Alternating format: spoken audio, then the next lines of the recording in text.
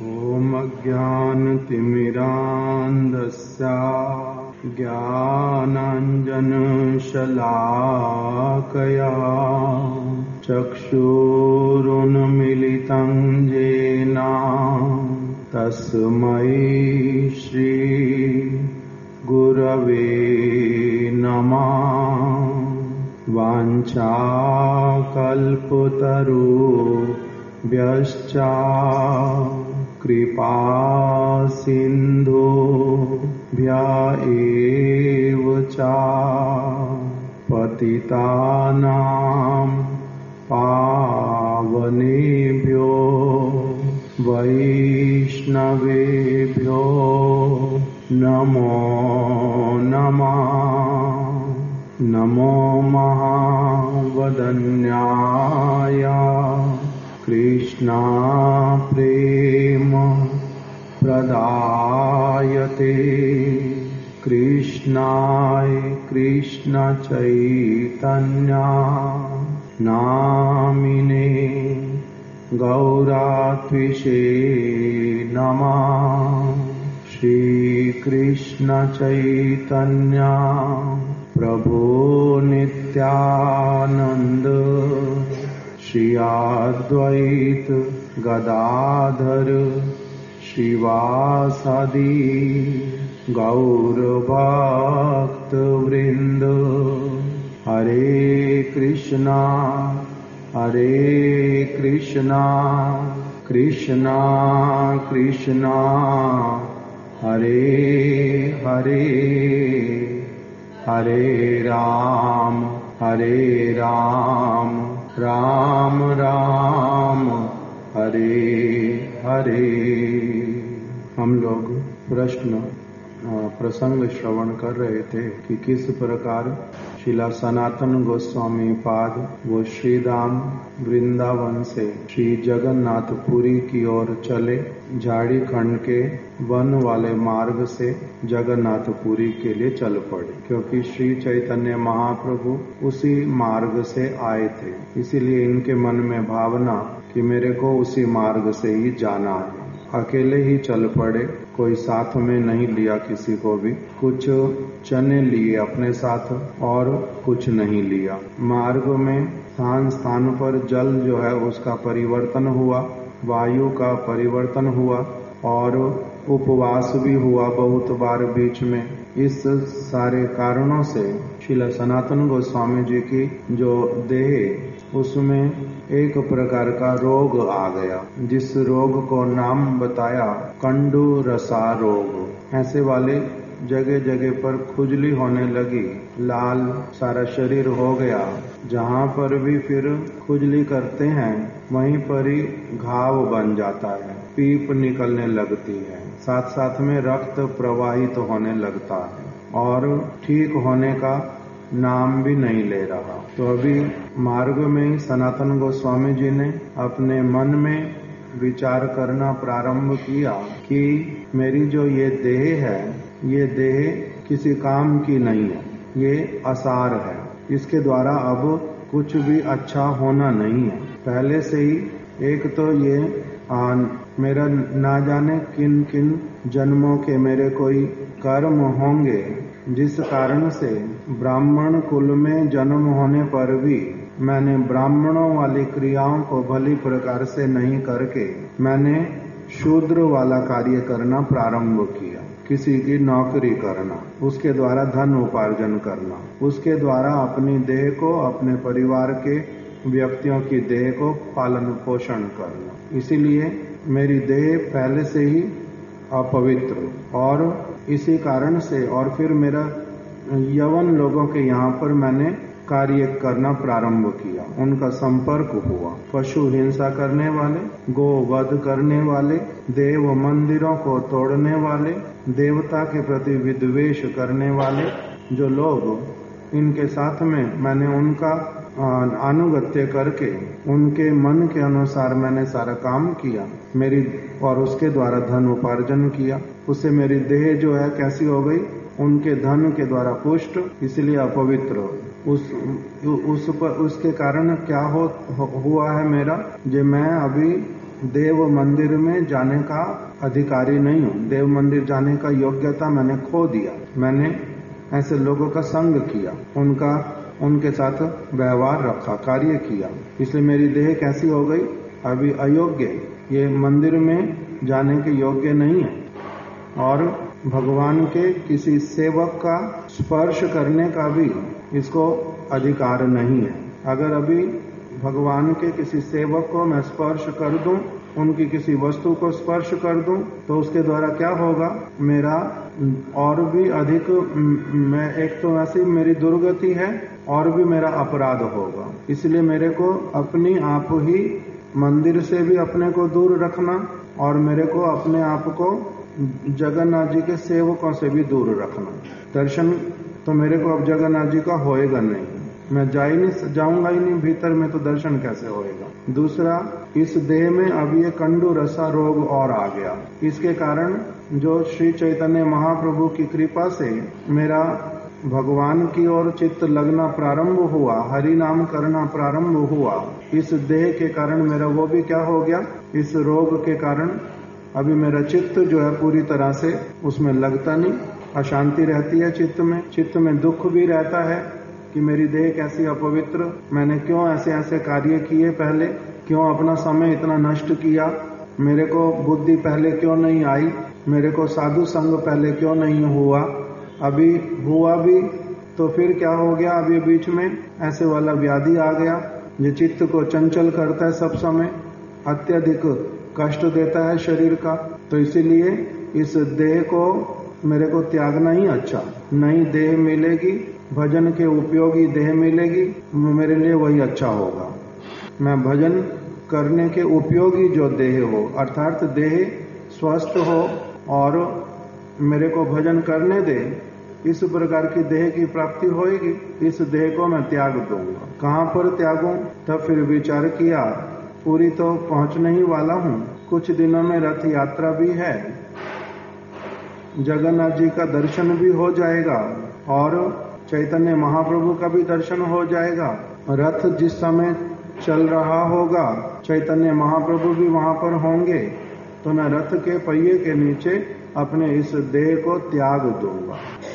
इससे मेरा क्या हो जाएगा?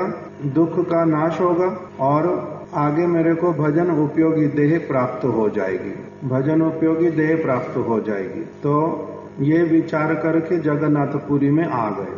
हरिदास ठाकुर जी के विषय में सुना हुआ था कि उनका देह भी यवन कुल में, मुस्लिम कुल में उत्पन्न हुआ था। वो भी मंदिर के भीतर कभी जाते नहीं है और श्री चैतन्य महाप्रभु के वास स्थान पर भी नहीं जाते।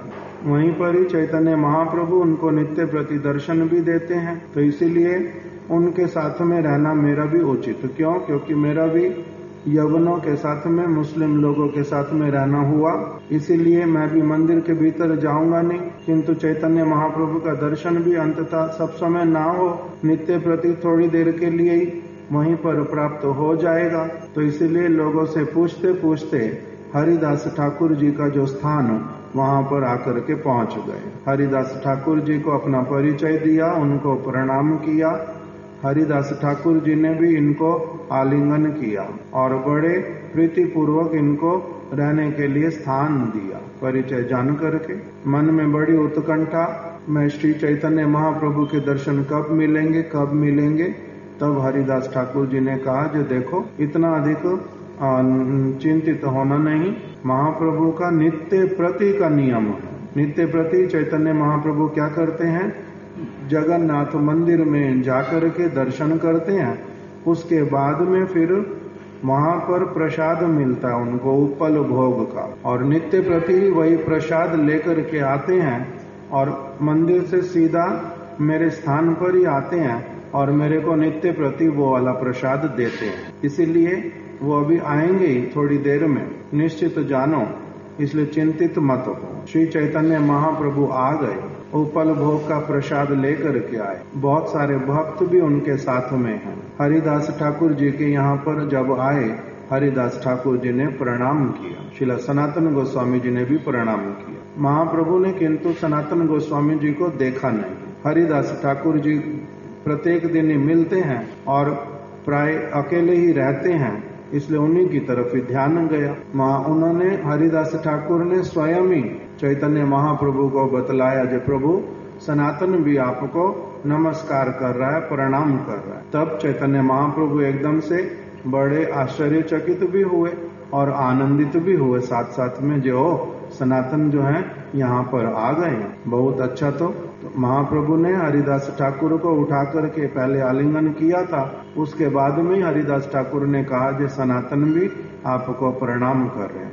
तो महाप्रभु अभी सनातन गोस्वामी जी को भी आलिंगन करने के लिए आगे बढ़े। वो जितना आगे बढ़ते हैं सनातन गोस्वामी जी उतना पीछे हो जाते हैं और हाथ जोड़ करके विनती करते हुए कह रहे हैं कि प्रभु मैं आपको आपके पांव पकड़ता हूँ, आपके चरण पकड़ता हूँ, आप मेरी तरफ मत आओ, मेरे को आलिंगन मत करो। मेरी जो देह है ये मेरी देह बहुत अपवित्र है और मैं नीच जाति के अंतर्गत ही आता हूँ, मैंने नीच वाले कार्य किए हुए हैं सारे, तो इसीलिए नीच जाति का हूँ मैं।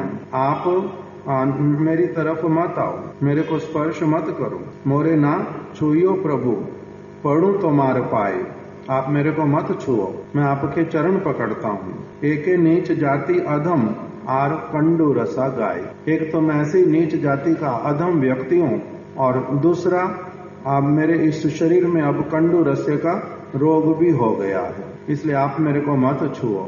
किंतु चैतन्य महाप्रभु ने उनको क्या किया, बलपूर्वक उनको आलिंगन कर लिया और सनातन गोस्वामी जी के अंगों पर जो पीप थी, रक्त इत्यादि था, वो उन महाप्रभु के शरीर पर भी सब और लग गया। महाप्रभु ने सारे भक्तों से सनातन गोस्वामी जी को मिलाया, नाम बताया, ये वाले भक्त, ये वाले भक्त, ये वाले भक्त, और सबको सनातन गोस्वामी जी का भी बताया, परस्पर में उनका मिलन करा दिया। फिर महाप्रभु बैठ गए एक पिंडा चबूतरे के ऊपर, भक्त लोग भी उनके साथ बैठ गए, किंतु हरिदास ठाकुर और शिला सनातन गोस्वामी जी वो नीचे ही बैठे। महाप्रभु ने ऊपर बैठने के लिए कहा भी, तब भी उन्होंने हाथ जोड़ के मस्तक नीचे कर लिया, ऊपर नहीं बैठे, नीचे ही बैठे। उसके बाद में महाप्रभु ने कहा सनातन गोस्वामी को कि आपका सब प्रकार से मंगल है, तो उन्होंने कहा कि हाँ,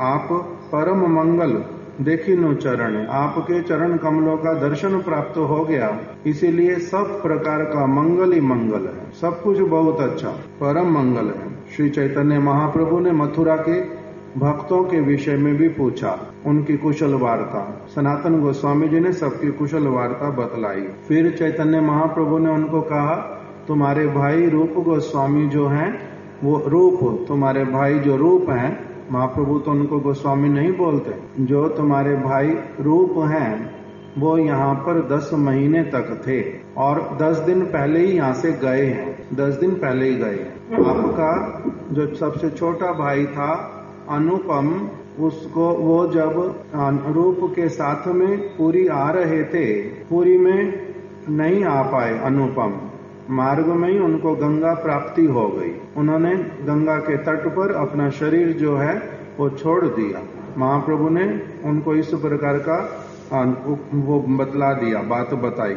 और रूप गोस्वामी जो है, यहाँ रूप जो है यहाँ पर 10 महीने तक थे, यहाँ से अभी 10 दिन पहले ही वो गौड़ देश की तरफ चले गए। तुम्हारा जो भाई अनुपम, उसको उसकी रघुनाथ के प्रति दृढ़ भक्ति थी। महाप्रभु से उनकी भेंट हुई थी अनुपम जी की या नहीं हुई थी? हुई थी।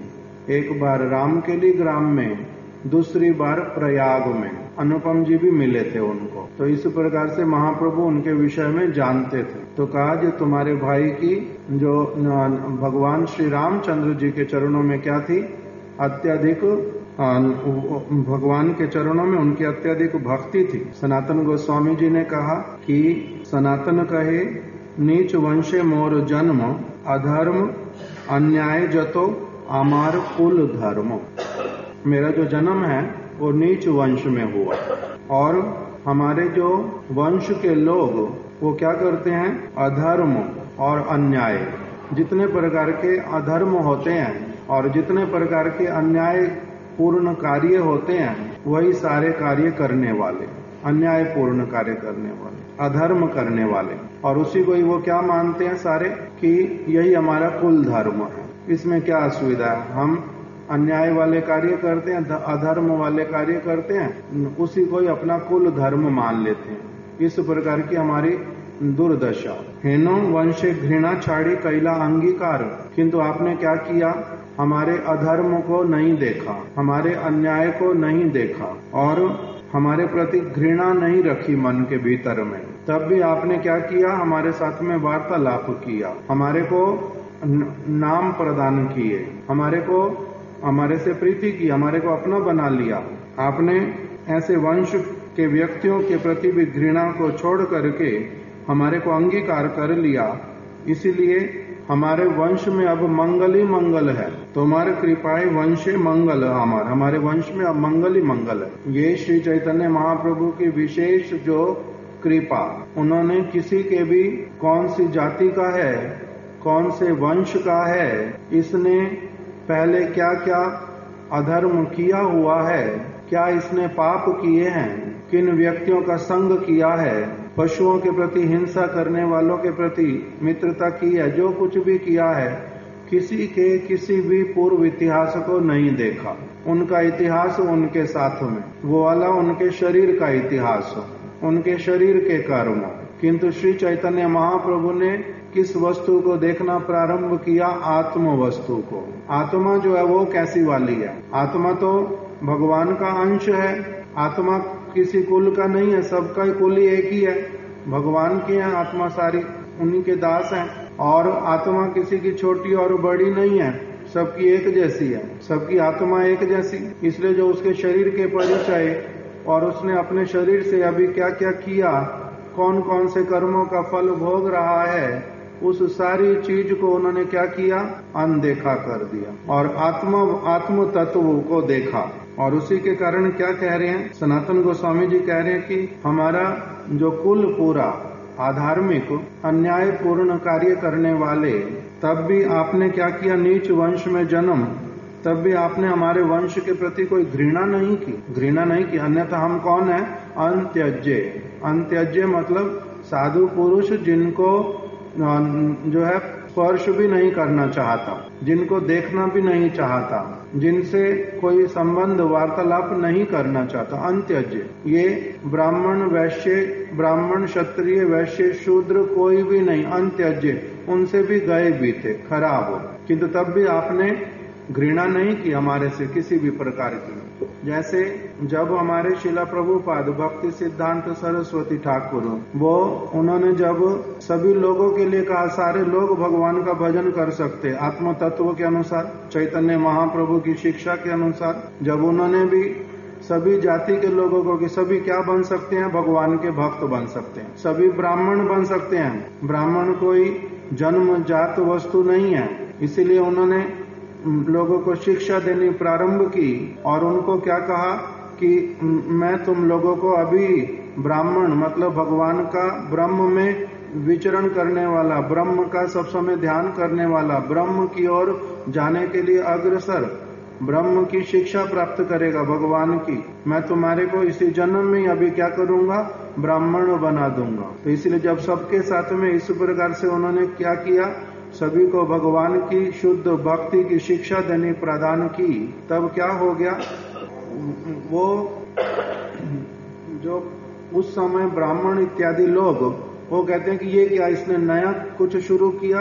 वो कहते हैं नया कुछ भी नहीं है, सारे के सारे वेद हो, उपनिषद हो, भागवत इत्यादि हो, गीता हो, सारे शास्त्रों में यही बात लिखी हुई कि ब्राह्मण कोई जन्म से नहीं होता, जन्म से नहीं होता, गुण से और कर्म से ब्राह्मण होता है, गुण और कर्म से क्षत्रिय होता है, गुण और कर्म से ही शूद्र होता है, गुण और कर्म से ही वैश्य होता है, गुण और कर्म से ही अंत्यज्य बनता है। उसके गुण और उसके कर्म ही मुख्य वस्तु है। इसीलिए शिला प्रभुपाद जी ने क्या किया? इसीलिए शिला प्रभुपाद जी ने इसी वस्तु को अच्छी तरह से, जब सब लोगों को उन्होंने शुद्ध भक्त बनाने के लिए, ब्राह्मण का मतलब क्या होता है? वास्तविक वैष्णव, भगवान का दास। ब्राह्मण का ही नाम है वैष्णव, अलग नहीं होता। और जो वैष्णव नहीं है उसको ब्राह्मण नहीं कहते, केवल उसका शरीर का वो परिचय देता है, वो झूठा परिचय। तो जब प्रभुपाद जी ने ऐसे वाला प्रारंभ किया, अभी नवद्वीप में तो विरोध हुआ, हम लोग सुनते हैं कि किस प्रकार से परिक्रमा पार्टी के ऊपर आक्रमण इत्यादि किया, उनको जान से मार डालेंगे, ऐसे वाला सब हुआ। और जब वो वृंदावन आए, वृंदावन में सप्त देवालय, उनको द्वार बंद कर दिए सभी लोगों ने। जो भक्ति सिद्धांत सरस्वती ठाकुर ये जो है ये क्या है, ये जो है महात्मा गांधी के हरिजनों को सबको साथ में लेकर के इकट्ठे घूमता है, उनके सबके साथ में बैठ के खाते हैं, सब एक दूसरे को कोई भी जाति पाति नहीं मानते, इसीलिए इनको मंदिरों में प्रवेश नहीं करने देना। सप्त देवालय श्री चैतन्य महाप्रभु के भक्तों के, रूप गोस्वामी, सनातन गोस्वामी, लोकनाथ गोस्वामी, मधु पंडित, इन सबके ये विग्रह उनके द्वारा सेवित, किंतु काल के प्रभाव से लोग फिर से क्या हो गए, सारे शास्त्र की शुद्ध सिद्धांतों को वो जानते नहीं, इसलिए प्रभुपाद जी को प्रवेश नहीं करने देंगे, द्वार बंद कर दिए। तब फिर शिला गोस्वामी महाराज जी जो ब्राह्मण शरीर के थे और शिष्य थे शिला प्रभुपाद जी के, वो इस शरीर वो समझ चुके थे कि गुण और कर्मों से ही व्यक्ति क्या होता है, ब्राह्मण, शरीर से नहीं होता। इसीलिए उन्होंने क्या किया, शिला भक्ति हृदय वन गोस्वामी महाराज जी को, जो ब्राह्मण थे, शिला भक्ति दयित माधव गोस्वामी महाराज जिनका ब्राह्मण वाला शरीर था, हमारे गुरु महाराज जी शिला भक्ति प्रमोद पुरी गोस्वामी महाराज जिनका ब्राह्मण वाला शरीर था, ये सारे वैष्णवों को अपने साथ लेकर के मदन मोहन मंदिर के गोसाई से मिलने के लिए गए। कि उनको जब मिलने गए तो उनसे पूछा सबसे पहले, मेरे को आप जानते हैं? तो उन्होंने बोला नहीं। तो कहते मेरा नाम अतुल चंद्र बंदोपाध्याय। अच्छा, कुछ स्मरण आया? तो हाँ आया, मैंने अपने बेटी का रिश्ता जो है आपके घर पर भेजा था और आप लोगों ने कहा आप लोग छोटे ब्राह्मण हो, इसलिए हम लोग आपकी बेटी अपने घर में नहीं लेंगे। तो कहते स्मरण आया ना, हम वो वाले ब्राह्मण हैं जिन्होंने आपको छोटा ब्राह्मण समझ करके आपके घर से आपकी बच्ची को भी विवाह के लिए लिया नहीं था। मैं वही ब्राह्मण बड़े उच्च कुल का शरण लिया, कहाँ पर? भक्ति सिद्धांत सरस्वती ठाकुर के चरणों में। और मेरे जैसे अनेक अनेक ब्राह्मण वहां पर हैं साथ में। और आप उनको एक ऐसी वाली बात बोली बहुत अजीब सी, कि हम लोग अगर पेशाब भी करते थे तो तुम्हारे कुल के लोग उस पेशाब को भी पी लेते थे, इतना पवित्र है हम लोग। मैंने जिस जगह पर अपना सिर झुका दिया, जहाँ पर हम शरणागत हुए हैं, वहां पर उनके लिए तुम कहते हो कि ये मंदिर में प्रवेश नहीं कर सकते। वो एकदम से लज्जित हुआ और शास्त्रीय बात को समझ करके एक दो बातें केवल उनको बतलाई, गीता की, चैतन्य चरितामृत की। तब उन्होंने साथ साथ में क्या किया कि मेरे से भूल हो गई, मेरे को क्या करना चाहिए आप बताओ।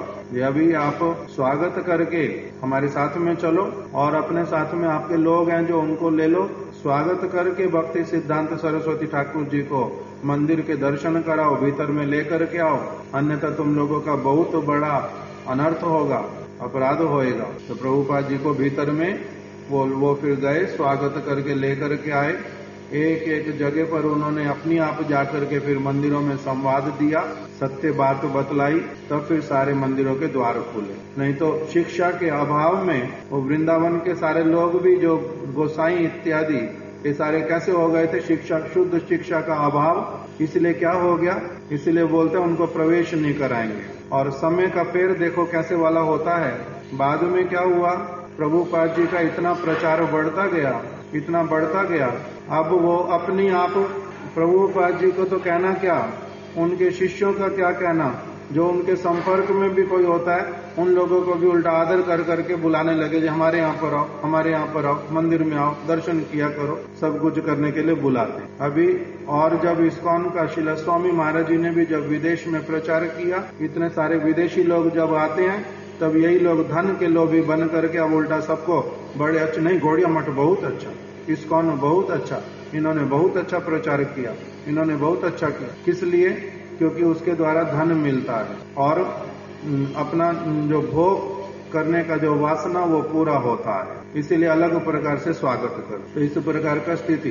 किंतु प्रभुपाद जी ने, भक्ति विनोद ठाकुर जी ने, श्री चैतन्य महाप्रभु ने, शिला स्वामी महाराज जी ने इन लोगों ने क्या किया। इसीलिए जब पहले विदेशी लोग जब आए भारत में, वो शुद्ध भक्ति का पालन करेंगे तो लोग उनको क्या घृणा करते थे। पहले कुछ लोग तो बहुत स्वागत करते थे, उल्टा कि ओ ये लोग भी साधु बन रहे हैं। श्रीला श्रीधर गोस्वामी महाराज जी के गांव में एक स्वामी महाराज जी के शिष्य गए, जहां तक मेरे को स्मरण आता अच्युतानंद प्रभु, वो गए तो श्रीला श्रीधर गोस्वामी महाराज जी बहुत बड़े ब्राह्मण, ये तो वैष्णव बन गए, किंतु उनका भाई तो घर में ही रहता था, ब्राह्मण वाली रीति मानता था। तो उसने एकदम से पूछा अच्युतानंद प्रभु से कि हम लोग यहीं भारत में रहने वाले, बंगाल में जन्म, नवद्वीप के बिल्कुल पास में, हम लोग भी श्री चैतन्य महाप्रभु की अभी वैसी वाली भक्ति नहीं करते जैसे तुम लोग कर रहे हो। इतना तुम्हारे को क्या मिला चैतन्य महाप्रभु की बातें सुन करके। तब उन्होंने एक उत्तर दिया। श्रीला श्रीधर गोस्वामी महाराज कहते मैं बड़ा प्रसन्न हुआ उस बात को सुन करके। क्या उत्तर दिया उन्होंने। ब्रह्मांड भ्रमिते कोनो भाग्यवान जीव, कोई बड़ा ब्रह्मांड में भ्रमण करते करते बड़ा सौभाग्यशाली जीव कोई होता है, जिसको क्या मिलता है, भगवान की गुरु की कृपा मिलती है, तभी उसकी ऐसी मति होती है। भारत में जन्म होने से ही होता नहीं, और ब्राह्मण शरीर होने से भी होता नहीं। होना क्या चाहिए व्यक्ति को, बड़ा सौभाग्यशाली, तभी उसकी मति इस तरफ लगती है, अन्यथा मति इस तरफ नहीं लगती। ये वाली बात उन्होंने बोल दी। तो अभी बहुत सारे लोग तो थे, वो आनंदित थे, आश्चर्यचकित भी थे कि, और बड़े अच्छा लगता था कि ओ ये लोग भले शरीर विदेशी वाला, किंतु तब भी भगवान का भजन करने के लिए आ गए। बहुत अच्छा, तो बहुत ही अच्छा। और कुछ लोग कैसे वाले थे, वो बोलते थे ये गो खादक मतलब ये गाय का मांस खाने वाले लोग और नशा करने वाले लोग इंद्रिय तर्पण में इतना गंदी तरह से फंसे हुए, अब ये कहते हैं हम भगवान का भजन करेंगे। ये इस जन्म में भजन नहीं कर सकते, इनका देह तो अपवित्र है, इन्होंने तो गाय का मांस खाया हुआ, कितना खराब जीवन इन्होंने अपनाया हुआ, इसलिए ये कैसे भजन कर सकते। किंतु भजन सभी लोग कर सकते हैं, ये वाली बात शास्त्रों बोलते हैं। शुद्ध साधु लोग जो हैं यही बात बोलते हैं। तो इसलिए श्री चैतन्य महाप्रभु को सनातन गोस्वामी जी क्या कह रहे हैं कि प्रशंसा कर रहे हैं कि मैं से तो मेरा जन्म कौन से कुल में हुआ था। सनातन का ये नीच वंश मोर जन्म, हम लोग नीच वंश के अधार्मिक कार्य करने वाले और अन्याय जितने होते हैं उस प्रकार के काम करने वाले। अन्याय मतलब क्या होता है, न्याय पूर्वक कार्य नहीं करना, अन्याय, ये सारा कुछ हम करते थे, हमारे कुल के सारे लोग करते थे। किंतु तब भी आपने क्या किया, हमारे प्रति कोई घृणा नहीं की कि ये तो अपने कर्मवश इस प्रकार की अवस्था को प्राप्त हैं, इनको घृणा करने का क्या लाभ होगा।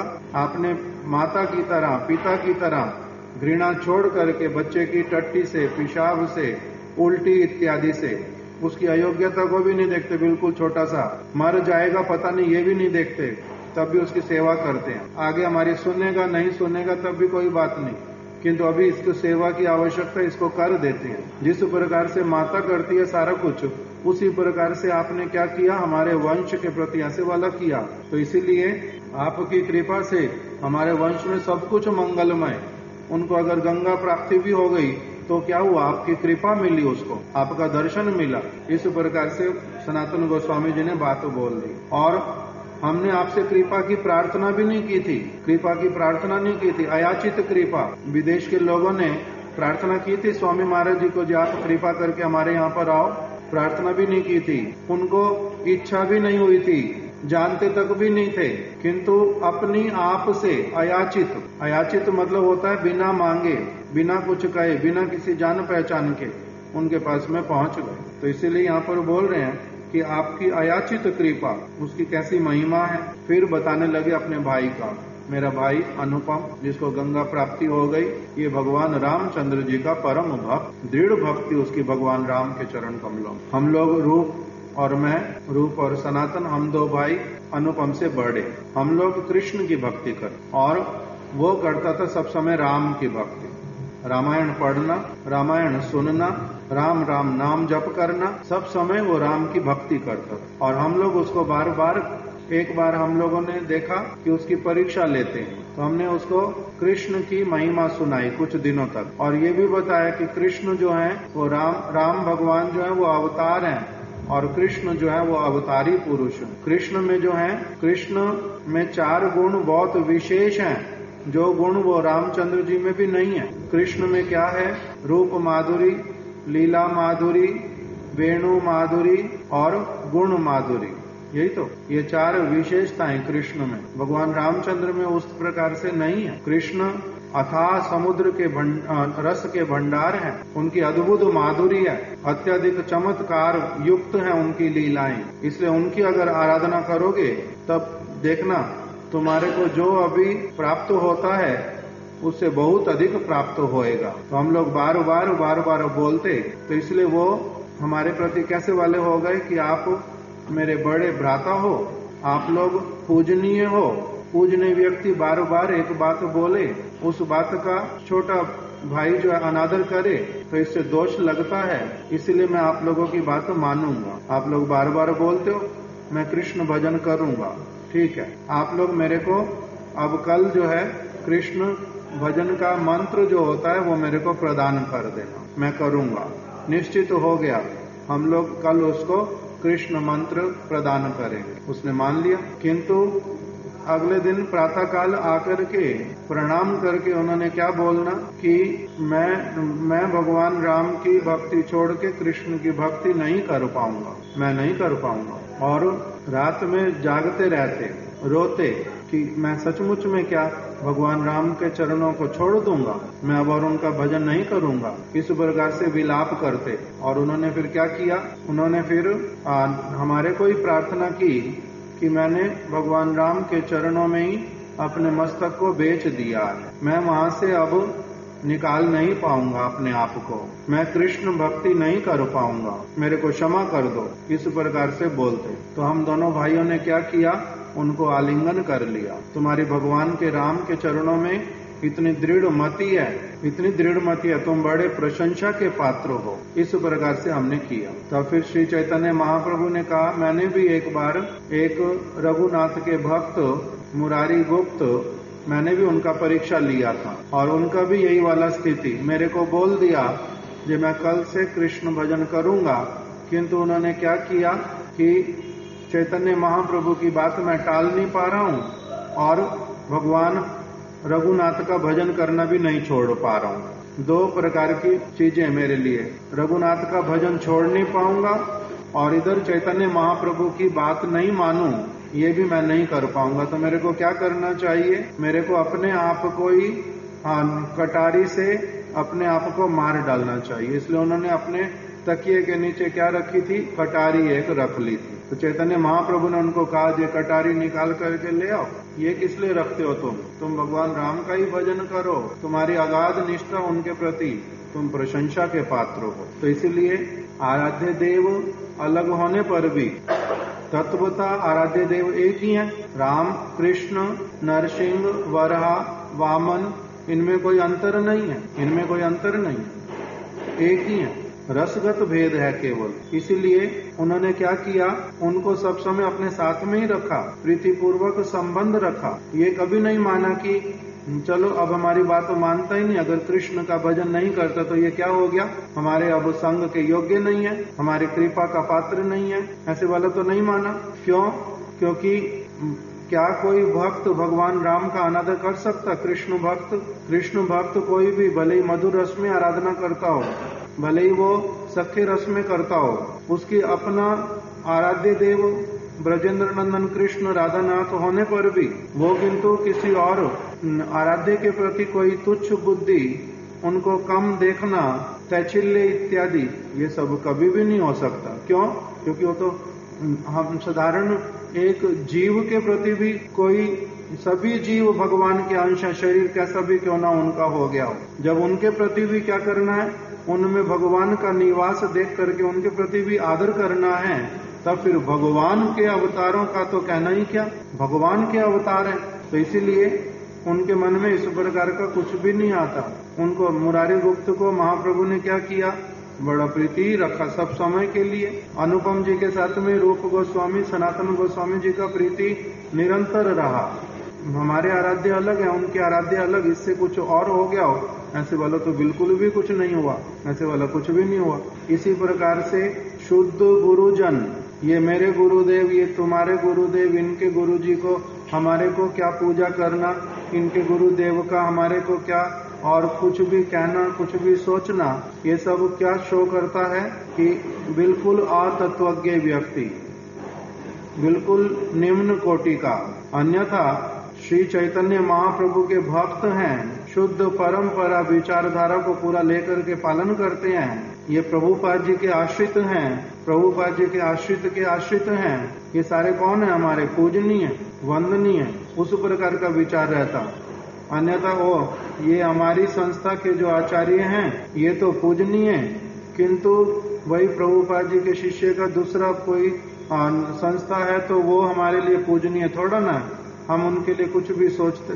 ऐसा वाला तो कोई शुद्ध भक्त विचार नहीं करता। शुद्ध भक्त के विचार बड़े अलग प्रकार के। तो इसीलिए सनातन गोस्वामी जी, रूप गोस्वामी जी, इन्होंने अनुपम को उनके इष्ट देव भगवान रामचंद्र होने पर भी उनके प्रति बड़ा प्रीति पूर्वक ही सब समय संबंध रखा। और श्री चैतन्य महाप्रभु ने भी मुरारी गुप्त जी के प्रति उस प्रकार का बड़ा अधिक स्नेह रखा। क्यों? शुद्ध भक्त है और भगवान की आराधना कर रहे, भले राम जी की क्यों न करता, भगवान की आराधना करते हैं, वैष्णव है इस भावना के साथ में। तो इसीलिए ये वाला प्रसंग जब हो गया तब श्री चैतन्य महाप्रभु जो हैं वो उन्होंने क्या उनको कहा कि मैंने मुरारी गुप्त को गले लगाया। मैंने कहा साधु साधु। महाप्रभु ने इस जगह पर उपदेश दिया एक, सेई भक्त धन्य जे न छाड़े प्रभु चरण। भक्त किसको कहते हैं? अनन्य भक्त किसको कहते हैं? वो धन्य है ऐसा भक्त। कौन? अनुपम। कौन? मुरारी गुप्त। और साथ ही साथ में हनुमान। किस प्रकार से? सेई भक्त धन्य, ये भक्त धन्य है। जे न छाड़े प्रभु चरण, ये अपने प्रभु के चरण कमलों को किसी भी प्रकार से, किसी के बहुत अधिक गुण दिखला देने पर भी और इनके मानने पर भी, तब भी कहते हैं जी हम नहीं छोड़ेंगे अपने प्रभु के चरणों। हनुमान जी का उदाहरण हम लोग सुन रहे हैं बार बार। उनके पास में बृहद भागवतामृत में ये प्रसंग लिखा, मेरे को तो स्मरण नहीं आता कौन उनके पास गए थे, शायद नारद ऋषि हनुमान जी के पास में गए। किम पुरुष पर्वत पर, जहाँ पर हनुमान जी, उनको कहा कि भगवान जो द्वारिका नाथ वो आपको स्मरण कर रहे हैं, आप वहां पर चलो। तब फिर उन्होंने क्या बोल दिया? उन्होंने कहा श्रीनाथे जानकी नाथे अभेद। मैं जानता हूँ श्रीनाथ मतलब रुक्मिणी के नाथ कृष्ण और जानकी के नाथ भगवान रामचंद्र एक ही हैं, मैं जानता हूँ। तथापि तथापि तथापि मम सर्वस्व, मेरे सर्वस्व जो हैं वो हैं राम कमल लोचना। राम जो कमल लोचन है वही मेरे क्या हैं? मेरे प्राण धन। जानता हूँ दोनों एक ही हैं, मेरा उनके प्रति कोई अनादर नहीं है, रुक्मिणी नाथ के प्रति कोई तैच्छिल्य बुद्धि नहीं है, ये भी जानता हूँ वो एक ही हैं। किंतु एक होने पर भी मैं भगवान रामचंद्र के चरणों में चिर विकृत हूँ। तो इसीलिए कह रहे हैं कि अगर कोई प्रमाणिक गुरु के पास में अथवा वास्तविक भगवान के, विष्णु के किसी भी अवतार का पूजक क्यों ना हो, तो वो क्या करता है? अपने स्वरूप के अनुसार आराधना करता है। इसीलिए सही भक्त धन्य जेना छाड़े प्रभु चरण, जो अपने प्रभु के चरण किसी भी अवस्था में नहीं छोड़ता।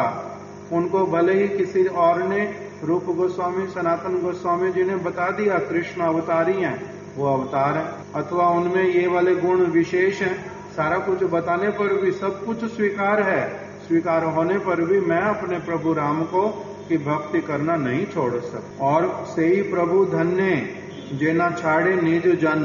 प्रभु भी कौन से धन्य होते हैं? कह रहे हैं पहले बताया वो भक्त धन्य है जो क्या करता है? अपने प्रभु के चरणों को नहीं छोड़ता। और वो प्रभु भी धन्य है जो अपने जेना छाड़े निज जन, जो अपने निज जन को नहीं छोड़ता। ये वाला कैसे होता है?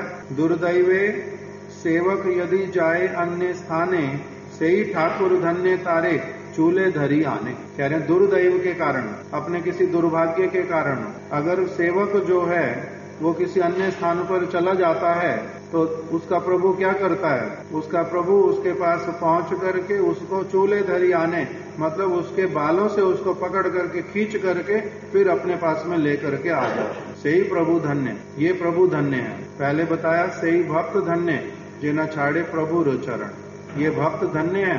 अनुपम जी, मुरारी गुप्त और हनुमान जी, ये भक्त धन्य जो अपने प्रभु के चरणों को नहीं छोड़ते। और सही प्रभु धन्य जिन्हें छाड़े निज जन। चैतन्य महाप्रभु के साथ में एक भक्त गए थे जिनका नाम काला कृष्ण दास, काला कृष्ण दास, जहाँ तो मुझे स्मरण आता। उन्होंने क्या किया, महाप्रभु के साथ में चल रहे हैं, किंतु एक स्थान पर वन में कुछ वन में रहने वाले लोग, भट्ट थारी उनका नाम बताया, भट्ट थारी न भट्ट मारी, भट्ट थारी लोग वन के भीतर में रहते थे, जैसे स्थान स्थान पर बंजारे रहते हैं ना, ऐसे वाले लोग रहते थे, भट्ट थारी। उन्होंने क्या किया, महाप्रभु के सेवक को किसी जगह अकेला देख करके, काला कृष्ण दास को अकेला देख करके उनको बहुत सारा धन दिखलाया कि हमारे पास देखो कितना सारा धन है, तुम कैसे वाला जीवन व्यतीत कर रहे हो, हमारे पास बहुत धन, हमारे साथ में आ जाओ, हम तुम्हारे को बहुत धन दे देंगे। हमारे साथ में ज्यादा लोग रहते भी नहीं, कम लोग हैं। उनको धन दिखलाया, रत्न इत्यादि,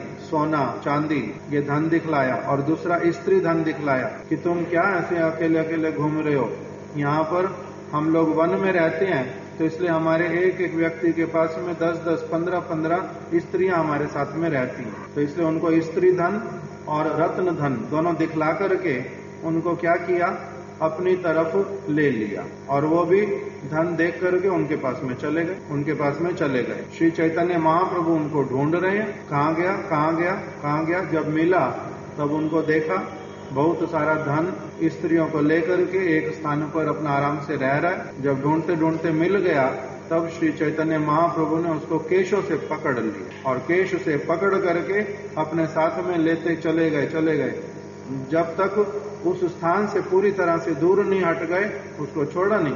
ये साथ में चलो, यहाँ क्या मरने के लिए, यहाँ पर धन देख करके फिर यहाँ पर रह गया, और स्त्री धन देख करके यहाँ पर रह गया, फिर से उसको छोड़ा नहीं, उसको निकाल करके वहां से ले करके चले गए। तो इसी को महाप्रभु बोल रहे हैं, दुर्दैव सेवक यदि जाए अन्य स्थाने।